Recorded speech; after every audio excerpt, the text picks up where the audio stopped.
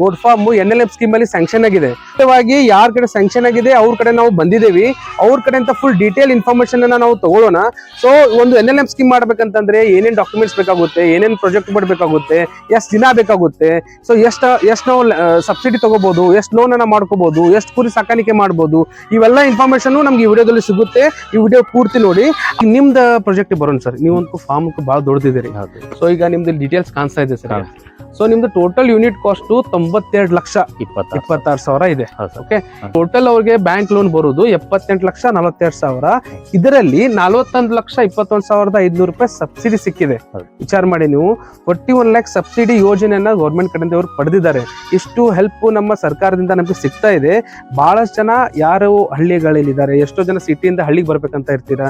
ಒಂದು ನಿಮ್ಮ ಹೊಲ ಇದೆ, ಜಾಗ ಇದೆ, ಮಾಡುವಂತ ಶಕ್ತಿ ನಿಮ್ ಕಡೆ ಇದೆ ಅಂತಂದ್ರೆ ನೀವು ಕೂಡ ಸ್ಟಾರ್ಟ್ ಮಾಡಬಹುದು.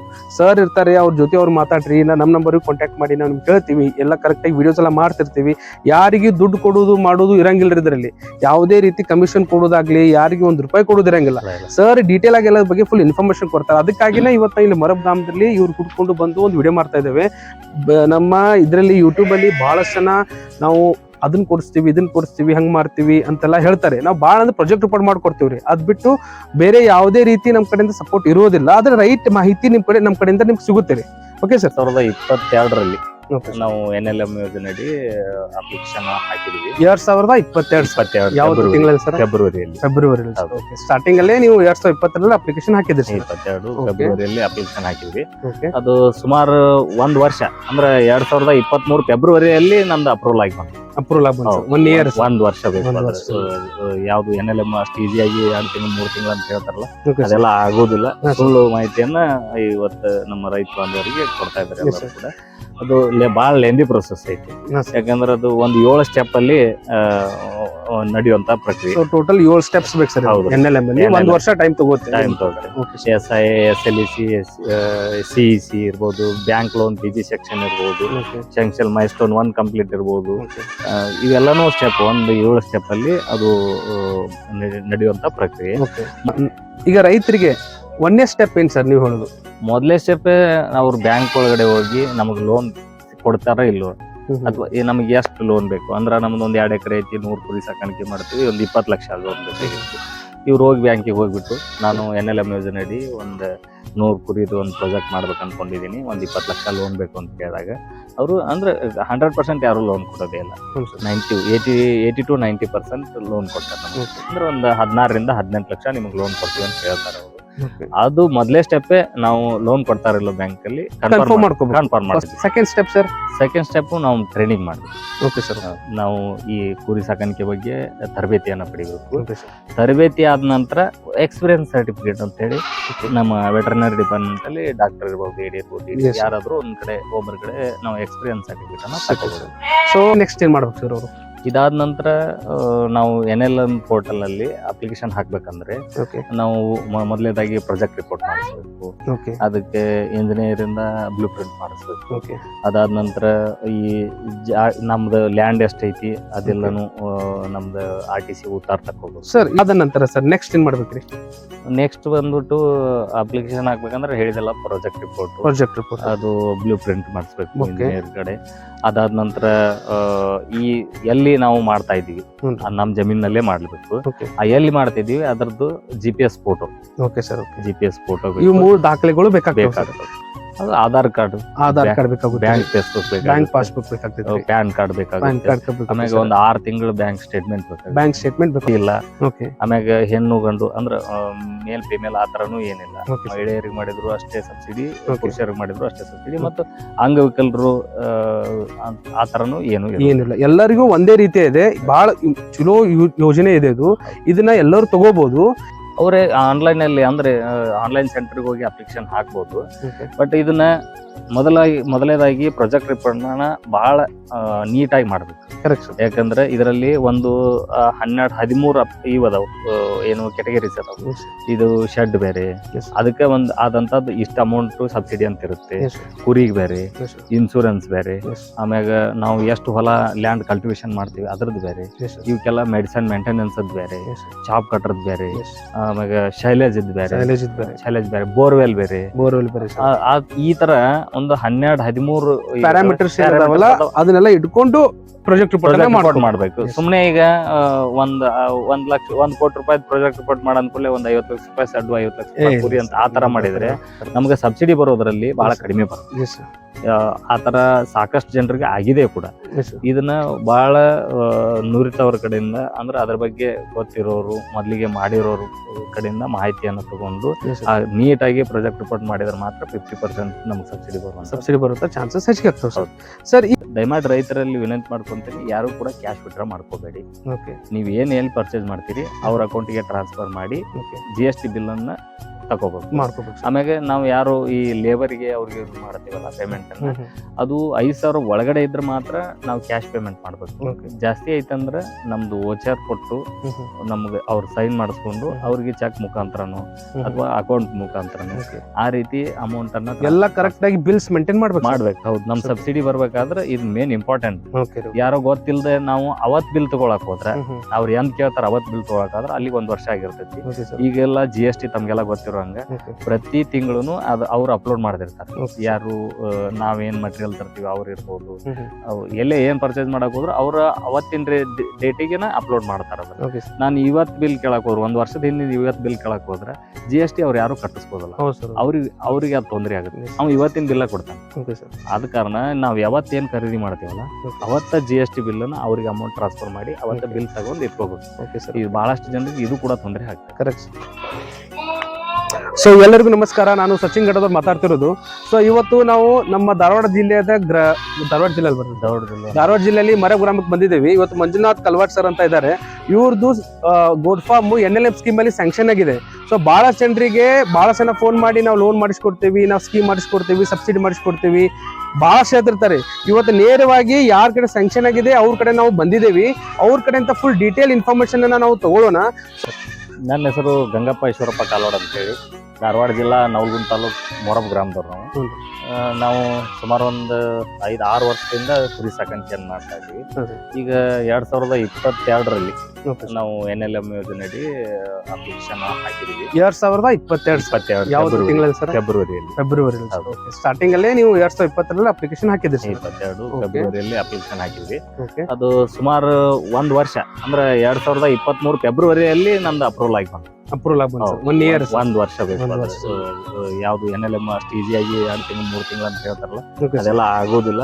ಸುಳ್ಳು ಮಾಹಿತಿಯನ್ನ ಇವತ್ತು ನಮ್ಮ ರೈತ ಬಾಂಧವರಿಗೆ ಕೊಡ್ತಾ ಇದ್ದಾರೆ. ಅದು ಬಹಳ ಲೆಂದಿ ಪ್ರೊಸೆಸ್ ಐತಿ. ಯಾಕಂದ್ರೆ ಅದು ಒಂದು 7 ಸ್ಟೆಪ್ ಅಲ್ಲಿ ನಡೆಯುವಂತ ಪ್ರಕ್ರಿಯೆ. ಟೋಟಲ್ 7 ಸ್ಟೆಪ್ಸ್ ಬೇಕು ಸರ್. NLM ಅಲ್ಲಿ 1 ವರ್ಷ ಟೈಮ್ ತಗೋತೀವಿ. SI, SLEC, CEC ಇರ್ಬೋದು, ಬ್ಯಾಂಕ್ ಲೋನ್ PG ಸೆಕ್ಷನ್ ಇರ್ಬೋದು, ಸೆಕ್ಷನ್ ಮೈಲ್ಸ್ಟೋನ್ 1 ಕಂಪ್ಲೀಟ್ ಇರ್ಬೋದು. ಇವೆಲ್ಲಾನು ಸ್ಟೆಪ್ 7 ಸ್ಟೆಪ್ ಅಲ್ಲಿ ಅದು ನಡೆಯುವಂತ ಪ್ರಕ್ರಿಯೆ. ಮೊದಲಿಗೆ ನಾವು ಅಪ್ಲಿಕೇಶನ್ ಹಾಕೋಕ್ಕಿಂತ ಮುಂಚೆ ಇವಾಗಿನ ಪ್ರಕ್ರಿಯೆ ಪ್ರಕಾರ, ಯಾಕಂದ್ರೆ ಬಹಳಷ್ಟು ಜನರ ರೈತರಿಗೆ ಬ್ಯಾಂಕ್ ಅಲ್ಲಿ ಲೋನ್ ಕೊಡ್ತಾ ಇಲ್ಲ. ಕಾರಣ ಇಷ್ಟೇ, ನಾವು ರೈತರೇನು ಬೆಳೆಸಾಲ ತಗೊಂಡಿರ್ತೀವಿ. ಬೆಳೆಸಾಲನ್ನ ಮರುಪಾವತಿ ಮಾಡ್ಲಿಕ್ಕೆ ನಮ್ದು ವಿಳಂಬ ಆಗಿರ್ತೈತಿ. ಯಾಕಂದ್ರೆ ನಾವು ನೌಕರಿ ಮಾಡೋರಲ್ಲ, ರೈತ ಅಂದ್ಮೇಲೆ ಹೆಚ್ಚು ಕಡಿಮೆ ಆಗಿರ್ತೈತಿ. 1 ವರ್ಷ ಸರಿಯಾಗಿ ಬೆಳೆ ಬಂದಿರ್ತೈತಿ, ಒಂದ್ಸಲ ರೇಟ್ ಇರಂಗಿಲ್ಲ. ಬೆಳೆ ಬಂದಾಗ ಬಾಳ ಮಳೆಯಾಗಿ ಹಾನಿಯಾಗಿರುತ್ತೆ. ಏನೋ ಕಾರಣಗಳಿಂದ ನಮ್ದು ಅಲ್ಲಿ ಏನಾಗಿಬಿಟ್ಟಿರ್ತೈತಿ, ಸರಿಯಾದ ಸಮಯದಲ್ಲಿ ಮರುಪಾವತಿ ಮಾಡಕ್ ಆಗಲ್ಲ ಇರೋ ಕಾರಣ ನಾವು ಏನಾಗ್ಬಿಡ್ತೈತಿ, ಸಿಬಿಲ್ ನಮ್ದು ಹೋಗ್ಬಿಟ್ಟಿರ್ತೈತಿ. ಸಿಬಿಲ್ ಕಮ್ಮಿ ಬಂದ್ಬಿಟ್ಟಿರ್ತೈತಿ. ಒಮ್ಮೆ ಪ್ಯಾನ್ ಕಾರ್ಡಿಗೆ ಹಾಕಿದ್ವಿ ಅಂತಂದ್ರೆ ಅವ್ರದ್ದು ಎಷ್ಟು ಲೋನ್ಸ್ಗಳು ಇದಾವೆ, ಏನೋ ಒಂದು ಟ್ರ್ಯಾಕ್ಟರ್ ತಗೊಳ್ಳಿ, ಗಾಡಿ ತಗೊಳ್ಳಿ, ಏನೋ ಒಂದು ಲೋನ್ ತಗೊಂಡ್ರು ಅಲ್ಲಿ ಡೀಟೇಲ್ ಬಂದ್ಬಿಡುತ್ತೆ. ಸೊ ಅದಕ್ಕೆ ಅದು 1ನೇ ಸ್ಟೆಪ್ ಏನ್ ಸರ್ ನೀವು ಹೇಳೋದು? ಮೊದಲೇ ಸ್ಟೆಪ್ ಅವ್ರು ಬ್ಯಾಂಕ್ ಒಳಗಡೆ ಹೋಗಿ ನಮಗ್ ಲೋನ್ ಕೊಡ್ತಾರ ಇಲ್ವೋ, ಅಥವಾ ನಮ್ಗೆ ಎಷ್ಟು ಲೋನ್ ಬೇಕು ಅಂದ್ರೆ ನಮ್ದು 1 2 ಎಕರೆ ಐತಿ, 100 ಕುರಿ ಸಾಕಾಣಿಕೆ ಮಾಡ್ತೀವಿ, ಒಂದು 20 ಲಕ್ಷ ಲೋನ್ ಬೇಕಾಗಿತ್ತು. ಇವ್ರು ಹೋಗಿ ಬ್ಯಾಂಕಿಗೆ ಹೋಗ್ಬಿಟ್ಟು ನಾನು NLM ಯೋಜನೆಯಡಿ ಒಂದು 100 ಕುರಿದು ಒಂದು ಪ್ರಾಜೆಕ್ಟ್ ಮಾಡ್ಬೇಕು ಅನ್ಕೊಂಡಿದೀನಿ, ಒಂದು 20 ಲಕ್ಷ ಲೋನ್ ಬೇಕು ಅಂತ ಕೇಳಿದಾಗ ಅವರು ಅಂದ್ರೆ 100% ಯಾರು ಲೋನ್ ಕೊಡೋದೇ ಇಲ್ಲ. 80 to 90% ಲೋನ್ ಕೊಡ್ತಾರೆ. ಅಂದ್ರೆ ಒಂದು 16ರಿಂದ 18 ಲಕ್ಷ ನಿಮ್ಗೆ ಲೋನ್ ಕೊಡ್ತೀವಿ ಅಂತ ಹೇಳ್ತಾರೆ ಅವರು. ಅದು ಮೊದಲೇ ಸ್ಟೆಪ್. ನಾವು ಲೋನ್ ಕೊಡ್ತಾರಿಲ್ಲ ಬ್ಯಾಂಕ್ ಅಲ್ಲಿ ಕನ್ಫರ್ಮ್ ಮಾಡ್ಕೋಬೇಕು. ಫಸ್ಟಿಗೆ ನೀವು ಬ್ಯಾಂಕಿಗೆ ಹೋಗಿ ನಿಮ್ಮ ಡೀಟೇಲ್ಸ್ ಎಲ್ಲ ಕೊಟ್ಟು ನಿಮ್ಗೆ ಎಷ್ಟು ಅಮೌಂಟ್ ಲೋನ್ ಸಿಗಬಹುದು ಅನ್ನೋದ್ರ ಬಗ್ಗೆ ಫಸ್ಟ್ ಡೀಟೇಲ್ ಆಗಿ ತಿಳ್ಕೊರಿ. ಆಮೇಲೆ ನೆಕ್ಸ್ಟ್ ಇಂಥ ಸ್ಕೀಮ್ಸ್ಗಳಿಗೆ ನೀವು ಹೋಗ್ಲಿಕ್ಕೆ ಅವಕ್ಕೆ ಅಪ್ಲಿಕೇಶನ್ ಹಾಕ್ಲಿಕ್ಕೆ, ಯಾಕಂದ್ರೆ ಏನೋ ಒಂದು ಖರ್ಚಾಗುತ್ತೆ ಸರ್. ಹೌದೌದು ಏನೋ ಮಾಡ್ಬೇಕಂದ್ರೆ ಟೈಮ್ ಆಗುತ್ತೆ, ಟೈಮ್ ಬೇಕು ಅದಕ್ಕೆ. ಹೌದು. ಅದಕ್ಕೆ ಒಂದು ಪ್ರಾಜೆಕ್ಟ್ ರಿಪೋರ್ಟ್ಸ್ ಬೇಕು, ಏನೇ ಒಂದೇನು ಬೇಕಾಗುತ್ತೆ, ಅವಕ್ಕೆ ಬ್ಲೂ ಪ್ರಿಂಟ್ ಬೇಕಾಗುತ್ತೆ. ಸೊ ಹಂಗಾಗಿ ಫಸ್ಟ್ ಬ್ಯಾಂಕಿಗೆ ಹೋಗಿ ಕರೆಕ್ಟ್ ಇನ್ಫಾರ್ಮೇಶನ್ ಅನ್ನ ಫಸ್ಟ್ ತಿಳ್ಕೊರಿ. ನಿಮ್ಗೆ ಲೋನ್ ಸಿಗುತ್ತೋ ಸಿಗೋಂಗಿಲ್ಲ ಅನ್ನೋದ್ರ ಬಗ್ಗೆ ಫುಲ್ ಡೀಟೇಲ್ ಇನ್ಫಾರ್ಮೇಶನ್ ಕಡೆ ಇರಬೇಕು ಒಂದೇದ್ದು. Second step sir? Second step ನಾವು ಟ್ರೈನಿಂಗ್ ಮಾಡಿ, ಓಕೆ ಸರ್. ನಾವು ಈ ಕುರಿ ಸಾಕಾಣಿಕೆ ಬಗ್ಗೆ ತರಬೇತಿಯನ್ನ ಪಡಿಬೇಕು. Okay sir. ತರಬೇತಿ ಆದ ನಂತರ ಎಕ್ಸ್ಪೀರಿಯನ್ಸ್ ಸರ್ಟಿಫಿಕೇಟ್ ಅಂತ ಹೇಳಿ ನಮ್ಮ ವೆಟರ್ನರಿ ಡಿಪಾರ್ಟ್ಮೆಂಟ್ ಅಲ್ಲಿ ಡಾಕ್ಟರ್ ಇರ್ಬೋದು, AD ಇರ್ಬೋದು, Yes. ಯಾರಾದ್ರೂ ಒಬ್ಬರ ಕಡೆ ನಾವು ಎಕ್ಸ್ಪೀರಿಯನ್ಸ್ ಸರ್ಟಿಫಿಕೇಟ್ ಅನ್ನ ತಗೋಬಹುದು. ಸೊ ಈಗ ಫಸ್ಟ್ ಸ್ಟೆಪ್, 1ನೇ ಸ್ಟೆಪ್ ಆದಿಂದ ಈಗ 2ನೇ ಸ್ಟೆಪ್, ಈಗ ಬಹಳ ಸಂಸ್ಥೆಗಳು ಫ್ರೀಯಾಗಿ ತರಬೇತಿನ ಕೊಡ್ತಾ ಇದ್ದಾರೆ. ಈಗ ನಾವು ರೋಡ್ ಸೈಡ್ ಸಂಸ್ಥೆ ಅಂತ ಇದೆ, ಇಲ್ಲ ಅಗ್ರಿ ಯೂನಿವರ್ಸಿಟಿ ಅಂತ ಇದೆ, ವೆಟರ್ನರಿ ಡಿಪಾರ್ಟ್ಮೆಂಟ್ ಅಂತ ಇದೆ, ಇಲ್ಲ ಖಾಸಗಿ ನಾವು ಟ್ರೈನಿಂಗ್ ಕೊಡ್ತೀವಿ. ಓಕೆ, ಒಮ್ಮೊಮ್ಮೆ ನಾವು ಫ್ರೀ ಟ್ರೈನಿಂಗ್ನು ಕೊಡ್ತಿರ್ತೀವಿ. ಸೊ ಅಂತಲ್ಲಿ ಅಲ್ಲಿ ಹೋಗಿ ತರಬೇತಿ 5 ದಿನದ್ದು, 7 ದಿನದ್ದು, 10 ದಿನದ ತರಬೇತಿ ಇರುತ್ತೆ. ಅಲ್ಲಿ ಹೋಗಿ ನೀವು ಪಡೆದು ಅದ್ರ ಸರ್ಟಿಫಿಕೇಟ್ ಅನ್ನ ಫಸ್ಟ್ ತಗೊಳ್ಬೇಕು. ಅದಾದ ನಂತರ ನೆಕ್ಸ್ಟ್ ನೀವು ಒಂದು ಸಣ್ಣ ಪ್ರಮಾಣದಾಗ ಶುರು ಮಾಡಿ, ನಿಮ್ಗೆ ಇರುವಂತ ಅನುಭವ ನಿಮ್ಮ ವೆಟರ್ನರಿ ಡಿಪಾರ್ಟ್ಮೆಂಟ್ ನಿಮ್ಮ ಗ್ರಾಮದಲ್ಲಿ ಇಲ್ಲ ನಿಮ್ಮ ಜಿಲ್ಲೆಯಲ್ಲಿ ಇರುವಂತ ವೆಟರ್ನರಿ ಡಾಕ್ಟರು ನಿಮ್ಗೆ ಸರ್ಟಿಫೈ ಮಾಡಿ ಕೊಡ್ತಾರೆ. ನಿಮ್ಗೆ ಎಷ್ಟು ವರ್ಷದ ಎಕ್ಸ್ಪೀರಿಯನ್ಸ್ ಇದೆ, ನಿಮ್ಗೆ ಅನುಭವ ಇದೆಯೋ ಇಲ್ಲ ಅನ್ನೋದ್ರ ಬಗ್ಗೆ ಫುಲ್ಲು ಡೀಟೇಲ್ ಆಗಿ ಒಂದು ಸರ್ಟಿಫಿಕೇಟ್ ಅನ್ನ ಕೊಡ್ತಾರೆ. ಇವು ಟೋಟಲ್ ಅನ್ನ ನೀವು ಫಸ್ಟ್ ಅರೇಂಜ್ ಮಾಡ್ಕೊರಿ ನಿಮ್ ಕಡೆ. Okay sir. ಇದಾದಿಂದ ನೆಕ್ಸ್ಟ್ ಏನ್ ಮಾಡ್ಬೇಕು ಸರ್ ಅವರು?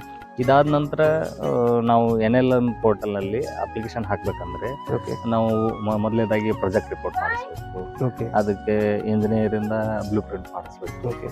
ಅದಾದ ನಂತರ ಈ ನಮ್ದು ಲ್ಯಾಂಡ್ ಎಷ್ಟೈತಿ ಅದೆಲ್ಲನು ನಮ್ದು RTC ಉತ್ತಾರ ತಗೋಬೇಕು ಸರ್. ಈ ಒಂದೇನಂದ್ರೆ ಸರ್, ಈಗ ಹೊಲ ಜಾಯಿಂಟ್ ಇರುತ್ತೆ ಸರ್ ಬಹಳಷ್ಟು ಮಂದಿದು. ಹೌದು, 2 ಜನ ಅಂತಂಬ್ರು, 4 ಜನ ಅಂತಂಬ್ರು, ತಂಗಿಯರು ಬಹಳಷ್ಟು ಮಂದಿ ಇರ್ತಾರೆ.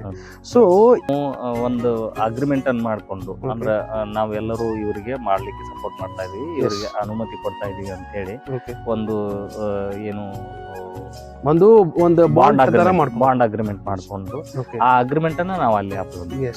ಸೊ ಈಗ ನೋಡ್ರಿ, ನಿಮ್ಮ ಓತಾರದಲ್ಲಿ ನೀವು ಒಬ್ಬರೇ ಆಗಿದ್ದೀರಿ ಅಂತಂದ್ರೆ ಏನು ಪ್ರಾಬ್ಲಮ್ ಇಲ್ಲ ರೀ, ಏನು ತೊಂದರೆ ಇಲ್ಲ. ಆದ್ರೆ ನಿಮ್ಮ ಅಣ್ಣ ತಮ್ಮರು, ಅಕ್ಕ ತಂಗಿದರು ಬಹಳ ಚೆನ್ನಾಗಿದ್ದೀರಿ ಅಂತಂದ್ರೆ ಅವ್ರ ಒಪ್ಪಿಗೆ ಇರಬೇಕು. ನೀವು ಅಂದ್ರೆ ಶುರು ಮಾಡ್ಬೇಕಂತಂದ್ರೆ ಅವ್ರದ್ದು ಒಂದು ಸಿಗ್ನೇಚರ್ ಬೇಕ್ರಿ.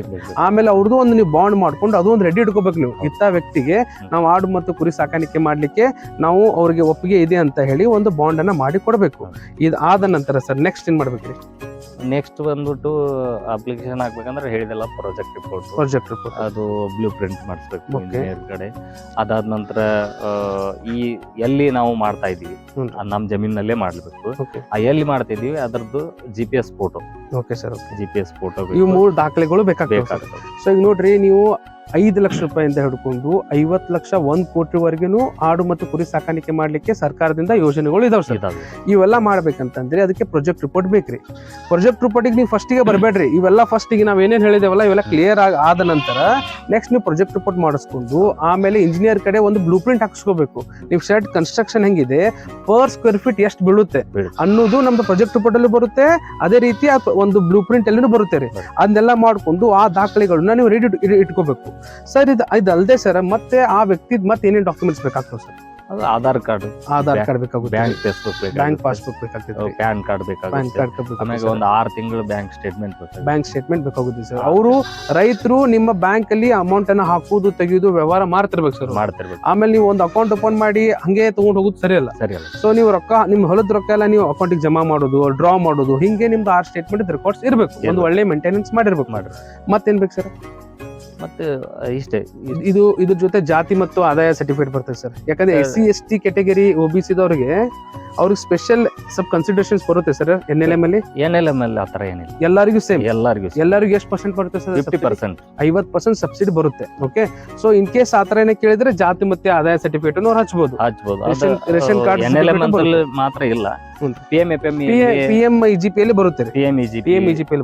ಅಲ್ಲಿ ಮಾತ್ರ ಅದು ಕಾಸ್ಟ್ ಸರ್ಟಿಫಿಕೇಟ್ ಅದ್ರ ಮೇಲೆ 35% ಸರ್. ಹೌದೌದು. ಸೊ ಯಾರಿಗೆ ಇದು ಜನರಲ್ ಕ್ಯಾಟಗರಿ ಇದ್ದವ್ರಿಗೆ 25-15% ಇದೆ. ಹಳ್ಳಿ ಒಳಗಡೆ ಇದ್ದವ್ರಿಗೆ ಮತ್ತು SC ST OBC ಒಳಗಿದ್ದವ್ರಿಗೆ 35%. ಹೌದು. ಸೊ ಅಲ್ಲಿ ಬರುತ್ತೆ, NLM ಬರಲ್ಲ. NLM ಆತರ ಇಲ್ಲ, ಇಲ್ಲಿ ಜಾತಿ ಇಲ್ಲ. ಓಕೆ. ಆಮ್ಯಾಗ ಹೆಣ್ಣು ಗಂಡು ಅಂದ್ರ ಮೇಲ್ ಫಿಮೇಲ್ ಆತರನು ಏನಿಲ್ಲ. Okay. ಮಹಿಳೆಯರಿಗೆ ಮಾಡಿದ್ರು ಅಷ್ಟೇ ಸಬ್ಸಿಡಿ, ಪುರುಷರಿಗೆ ಮಾಡಿದ್ರು ಅಷ್ಟೇ ಸಬ್ಸಿಡಿ, ಮತ್ತು ಅಂಗವಿಕಲರು ಆತರನು ಏನಿಲ್ಲ, ಎಲ್ಲರಿಗೂ ಒಂದೇ ರೀತಿ ಇದೆ. ಬಹಳ ಚಲೋ ಯೋಜನೆ ಇದೆ ಇದು. ಇದನ್ನ ಎಲ್ಲರೂ ತಗೋಬಹುದು. ಇದಕ್ಕೆ ಬೇಕಾಗಿರೋ ದಾಖಲೆ ಅಂತ ಹೇಳಿದೇವಿ. ಇನ್ನೊಂದು ಸರ್ ಹೇಳಿದ್ರು GPS ಫೋಟೋ. ಒಂದು ಮೊಬೈಲ್ ಅಲ್ಲಿ ಅಪ್ಲಿಕೇಶನ್ ಬರುತ್ತೆ, ನಿಮ್ಗೆ ನಿಮ್ಗಾದ್ರಾಗ್ಲಿ ಇಲ್ಲ ಗೊತ್ತಿರೋರ್ ಕಡೆ ಅಂತ ನೀವು ಕರ್ಕೊಂಡ್ಬಂದು ಒಂದು GPS ಫೋಟೋನ ಹಾಕಿ ಅದನ್ನ ಪ್ರಿಂಟ್ಔಟ್ ತಗೊಂಡು ಅಪ್ಲೋಡ್ ಅನ್ನ ಮಾಡ್ಕೋಬೇಕು. ಇದನ್ನೆಲ್ಲ ನೀವು ಮಾಡ್ತೀರಂತಂದ್ರೆ ಅದಕ್ಕೆ ಡೈರೆಕ್ಟ್ ಆಗಿ ಅವರೇ ಅಪ್ಲಿಕೇಶನ್ ಹಾಕ್ಬೋದಾ ಸರ್? ಇದು ಅವರೇ ಆನ್ಲೈನ್ ಅಲ್ಲಿ, ಅಂದ್ರೆ ಆನ್ಲೈನ್ ಸೆಂಟರ್ಗೆ ಹೋಗಿ ಅಪ್ಲಿಕೇಶನ್ ಹಾಕ್ಬೋದು. ಬಟ್ ಇದನ್ನ ಮೊದಲೇದಾಗಿ ಪ್ರಾಜೆಕ್ಟ್ ರಿಪೋರ್ಟ್ ಬಹಳ ನೀಟಾಗಿ ಮಾಡ್ಬೇಕು. ಯಾಕಂದ್ರೆ ಇದರಲ್ಲಿ ಒಂದು 12-13 ಇದಾವ, ಏನು ಕೆಟಗರೀಸ್ ಅದಾವ. ಇದು ಶೆಡ್ ಬೇರೆ, ಅದಕ್ಕೆ ಒಂದು ಆದಂತದ್ದು ಇಷ್ಟ ಅಮೌಂಟ್ ಸಬ್ಸಿಡಿ ಅಂತ ಇರುತ್ತೆ. ಕುರಿಗೆ ಬೇರೆ, ಇನ್ಶೂರೆನ್ಸ್ ಬೇರೆ, ಆಮ್ಯಾಗ ನಾವು ಎಷ್ಟು ಹೊಲ ಲ್ಯಾಂಡ್ ಕಲ್ಟಿವೇಶನ್ ಮಾಡ್ತೀವಿ ಅದ್ರದ್ದು ಬೇರೆ, ಇವಕ್ಕೆಲ್ಲ ಮೆಡಿಸನ್ ಮೇಂಟೆನೆನ್ಸ್ ಅದ್ ಬೇರೆ, ಚಾಪ್ ಕಟ್ರದ್ ಬೇರೆ, ಆಮ್ಯಾಗ ಶೈಲೇಜ್ ಬೇರೆ, ಬೋರ್ವೆಲ್ ಬೇರೆ. ಈ ತರ ಒಂದು 12-13 ಪ್ಯಾರಾಮೀಟರ್ಸ್ ಅದನ್ನೆಲ್ಲ ಇಟ್ಕೊಂಡು ಪ್ರಾಜೆಕ್ಟ್ ರಿಪೋರ್ಟ್ ಮಾಡ್ಬೇಕು. ಸುಮ್ನೆ ಈಗ 1 ಕೋಟಿ ರೂಪಾಯಿ ಪ್ರಾಜೆಕ್ಟ್ ರಿಪೋರ್ಟ್ ಮಾಡಂದ್ಕೂಡಲೇ ಒಂದು 50 ಲಕ್ಷ ರೂಪಾಯಿ ಸಡ್ಡು, 50 ಲಕ್ಷ ರೂಪಾಯಿ ಕುರಿ ಅಂತ ಆತರ ಮಾಡಿದ್ರೆ ನಮ್ಗೆ ಸಬ್ಸಿಡಿ ಬರೋದ್ರಲ್ಲಿ ಬಹಳ ಕಡಿಮೆ ಬರುತ್ತೆ. ಆತರ ಸಾಕಷ್ಟು ಜನರಿಗೆ ಆಗಿದೆ ಕೂಡ. ಇದನ್ನ ಬಹಳ ನುರಿತವ್ರ ಕಡೆಯಿಂದ, ಅಂದ್ರೆ ಅದ್ರ ಬಗ್ಗೆ ಗೊತ್ತಿರೋರು, ಮೊದ್ಲಿಗೆ ಮಾಡಿರೋರು ಕಡೆಯಿಂದ ಮಾಹಿತಿಯನ್ನು ತಗೊಂಡು ನೀಟಾಗಿ ಪ್ರಾಜೆಕ್ಟ್ ರಿಪೋರ್ಟ್ ಮಾಡಿದ್ರೆ ಮಾತ್ರ 50% ನಮ್ಗೆ ಸಬ್ಸಿಡಿ ಬರುತ್ತೆ. ಚಾನ್ಸಸ್ ಹೆಚ್ಚಿಗೆ ಆಗ್ತವೆ ಸರ್. ಈಗ ನಿಮ್ದು ಪ್ರಾಜೆಕ್ಟ್ ಬರೋಣ ಸರ್. ನೀವೊಂದು ಫಾರ್ಮ್ ಬಹಳ ದೊಡ್ಡದಿದ್ದೀರಿ. ಸೊ ಈಗ ನಿಮ್ದು ಡೀಟೇಲ್ಸ್ ಕಾಣಿಸ್ತಾ ಇದೆ ಸರ್. ಸೊ ನಿಮ್ದು ಟೋಟಲ್ ಯೂನಿಟ್ ಕಾಸ್ಟ್ 92,26,000 ಇದೆ. ಓಕೆ. ಇದರಲ್ಲಿ ನೀವು ಹಾಕಿರೋದು 13,84,000 ನಿಮ್ಮ ಸ್ವಂತ ದುಡ್ಡು. ಅಂದ್ರೆ ಇದರಲ್ಲಿ ಫಸ್ಟ್ ಓನ್ ಕಾಂಟ್ರಿಬ್ಯೂಷನ್ ಮಾಡ್ಬೇಕ್ರಿ. ಅಂದ್ರೆ ನಿಮ್ಮ ಅಕೌಂಟಿಗೆ ನೀವೇ ದುಡ್ಡನ್ನು ಹಾಕೊಂಡು ನಿಮ್ಮ ಮಾಡುವಂತ ಪ್ರಾಜೆಕ್ಟಿಗೆ ಏನು ನೀವು ಆಡು ಮತ್ತು ಕುರಿ ಸಾಕಾಣಿಕೆ ಮಾಡ್ಬೇಕಂತ ಹೇಳ್ತೀರಿ, ಅದಕ್ಕೆ ನಿಮ್ ರೊಕ್ಕನು ನೀವು ಸ್ವಲ್ಪ ಹಾಕ್ತಾ ಇದ್ದೀರ ಅಂತ ಸ್ವಲ್ಪ ತೋರಿಸ್ಬೇಕು. ಸೊ ಹಂಗಾಗಿ ಸರ್ 13,84,000 ತಮ್ಮ ದುಡ್ಡನ್ನು ಹಾಕಿದ್ದಾರೆ. ಅದೇ ರೀತಿ ಟೋಟಲ್ ಅವ್ರಿಗೆ ಬ್ಯಾಂಕ್ ಲೋನ್ ಬರುವುದು 78,42,000. ಇದರಲ್ಲಿ 41,21,500 ರೂಪಾಯಿ ಸಬ್ಸಿಡಿ ಸಿಕ್ಕಿದೆ. ವಿಚಾರ ಮಾಡಿ ನೀವು, 41 lakh ಸಬ್ಸಿಡಿ ಯೋಜನೆಯನ್ನ ಗೌರ್ಮೆಂಟ್ ಕಡೆಯಿಂದ ಅವರು ಪಡೆದಿದ್ದಾರೆ. ಇಷ್ಟು ಹೆಲ್ಪ್ ನಮ್ಮ ಸರ್ಕಾರದಿಂದ ನಮಗೆ ಸಿಗ್ತಾ ಇದೆ. ಬಹಳಷ್ಟು ಜನ ಯಾರು ಹಳ್ಳಿಗಳಲ್ಲಿದ್ದಾರೆ, ಎಷ್ಟೋ ಜನ ಸಿಟಿಯಿಂದ ಹಳ್ಳಿಗೆ ಬರ್ಬೇಕಂತ ಇರ್ತೀರಾ. ಒಂದು ನಿಮ್ಮ ಹೊಲ ಇದೆ, ಜಾಗ ಇದೆ, ಮಾಡುವಂತ ಶಕ್ತಿ ನಿಮ್ ಕಡೆ ಇದೆ ಅಂತಂದ್ರೆ ನೀವು ಕೂಡ ಸ್ಟಾರ್ಟ್ ಮಾಡಬಹುದು. ಸರ್ ಇರ್ತಾರೆ, ಅವ್ರ ಜೊತೆ ಅವ್ರು ಮಾತಾಡ್ರಿ, ನಮ್ಮ ನಂಬರ್ಗೆ ಕಾಂಟ್ಯಾಕ್ಟ್ ಮಾಡಿ, ನಾವು ನಿಮ್ಗೆ ಕೇಳ್ತೀವಿ. ಎಲ್ಲ ಕರೆಕ್ಟಾಗಿ ವಿಡಿಯೋಸ್ ಎಲ್ಲ ಮಾಡ್ತಿರ್ತೀವಿ. ಯಾರಿಗೆ ದುಡ್ಡು ಕೊಡೋದು ಮಾಡೋದು ಇರಂಗಿಲ್ಲ ಇದರಲ್ಲಿ. ಯಾವುದೇ ರೀತಿ ಕಮಿಷನ್ ಕೊಡೋದಾಗ್ಲಿ, ಯಾರಿಗೆ ₹1 ಕೊಡೋದಿರಂಗಿಲ್ಲ. ಸರ್ ಡೀಟೇಲ್ ಆಗಿ ಎಲ್ಲ ಬಗ್ಗೆ ಫುಲ್ ಇನ್ಫಾರ್ಮೇಶನ್ ಕೊಡ್ತಾರೆ. ಅದಕ್ಕಾಗಿನೇ ಇವತ್ತು ಇಲ್ಲಿ ಮರಬ್ ಗ್ರಾಮದಲ್ಲಿ ಇವ್ರು ಕುಟ್ಕೊಂಡು ಬಂದು ಒಂದು ವಿಡಿಯೋ ಮಾಡ್ತಾ ಇದ್ದೇವೆ. ನಮ್ಮ ಇದರಲ್ಲಿ ಯೂಟ್ಯೂಬ್ ಅಲ್ಲಿ ಬಹಳಷ್ಟು ಜನ ನಾವು ಅದನ್ನ ಕೊಡಿಸ್ತೀವಿ, ಇದನ್ನ ಕೊಡಿಸ್ತೀವಿ, ಹಂಗ್ ಮಾಡ್ತೀವಿ ಅಂತೆಲ್ಲ ಹೇಳ್ತಾರೆ. ನಾವು ಭಾಳ ಅಂದ್ರೆ ಪ್ರಾಜೆಕ್ಟ್ ರಿಪೋರ್ಟ್ ಮಾಡ್ಕೊಡ್ತೀವ್ರಿ. ಅದ್ ಬಿಟ್ಟು ಬೇರೆ ಯಾವುದೇ ರೀತಿ ನಮ್ಮ ಕಡೆಯಿಂದ ಸಪೋರ್ಟ್ ಇರೋದಿಲ್ಲ. ಆದ್ರೆ ರೈಟ್ ಮಾಹಿತಿ ನಮ್ಮ ಕಡೆಯಿಂದ ನಿಮ್ಗೆ ಸಿಗುತ್ತೆ ರೀ. Okay sir. ಸರ್ ಈಗ ಇದು ಟೋಟಲ್ ನಿಮ್ದು ಯೂನಿಟ್ ಕಾಸ್ಟ್ ಸರ್. ಈಗ ಇದರಲ್ಲಿ ಸರ್ ಈಗ ನೀವೇನು 2022 ಫೆಬ್ರವರಿಗೆ ನೀವು ಅಪ್ಲಿಕೇಶನ್ ಹಾಕಿದ್ರಿ. 1 ವರ್ಷದಲ್ಲಿ ನಿಮ್ಗೆ ಅದು ಸ್ಯಾಂಕ್ಷನ್ ಅಪ್ರೂವಲ್ ಆಗಿ ಬಂತು. ನೀವು ಕಟ್ಲಿಕ್ಕೆ ಶುರು ಮಾಡಿದ ಯಾವಾಗ ಸರ್? ನಾವು ಅದೇ ಸ್ಯಾಂಕ್ಷನ್ ಆಗಿ ಬಂದ ತಕ್ಷಣ ಬ್ಯಾಂಕ್ನವ್ರು ಲೋನ್ ಕೊಟ್ಟರು ನಮ್ಗೆ. 2023ರಲ್ಲಿ ಲೋನ್ ಕೊಟ್ಟರು ನಮ್ಗೆ. ಆ ಲೋನ್ ತಗೊಂಡು ಆಮ್ಯಾಗ ನಮ್ ಕಡೆ ಇರೋದನ್ನ ಅಮೌಂಟ್ ಏನ್ ಅಲ್ಲಿ ಹಾಕಿದ್ರೆ ಈಗ ಸರ್ ಅಪ್ರೂವಲ್ ಆಗಿ ಬಂದಿಂದ ಸರ್ ಫಸ್ಟ್ ಎಷ್ಟು ಅಮೌಂಟ್ ಕೊಟ್ಟರು ಸರ್? ಸರ್ ಅವ್ರು ಒಂದೇ ಸತಿ ಡಿಸ್ಪರ್ಸ್ ಮಾಡ್ತಾರ್ರಿ ಬೇಕಂದ್ರೆ. ನಮ್ಗೆ ಅದು ಇಂಟ್ರೆಸ್ಟ್ ಸ್ಟಾರ್ಟ್ ಆಗಿಬಿಡ್ತೈತ್ರಿ. ಇದು ಒಂಥರ ಓಡಿ ಅಕೌಂಟ್ ಇದ್ದಂಗೆ. ಓಡಿ ಅಕೌಂಟ್ ಇದ್ದಂಗ ನಾವ್ ಎಷ್ಟು ಅಮೌಂಟ್ ಅನ್ನ ರಿಲೀಸ್ ಮಾಡ್ಕೊಂತೀವಿ ಲೋನ್ ಅಕೌಂಟ್ ಇಂದ, ನಮ್ಮ SB ಅಕೌಂಟ್ ಅಥವಾ ಕರೆಂಟ್ ಅಕೌಂಟ್ ಇರುತ್ತೆ, ಆ ಅಕೌಂಟಿಗೆ ನಾವು ಎಷ್ಟು ಅಮೌಂಟ್ ಅನ್ನ ರಿಲೀಸ್ ಮಾಡ್ಕೊಂತೀವಿ ಅವತ್ತಿನ ಡೇಟಿಗೆ, ಅವತ್ತಿನಿಂದ ನಮ್ಗೆ ಅಷ್ಟು ಅಮೌಂಟಿಗೆ ಇಂಟ್ರೆಸ್ಟ್ ಸ್ಟಾರ್ಟ್ ಆಗುತ್ತೆ.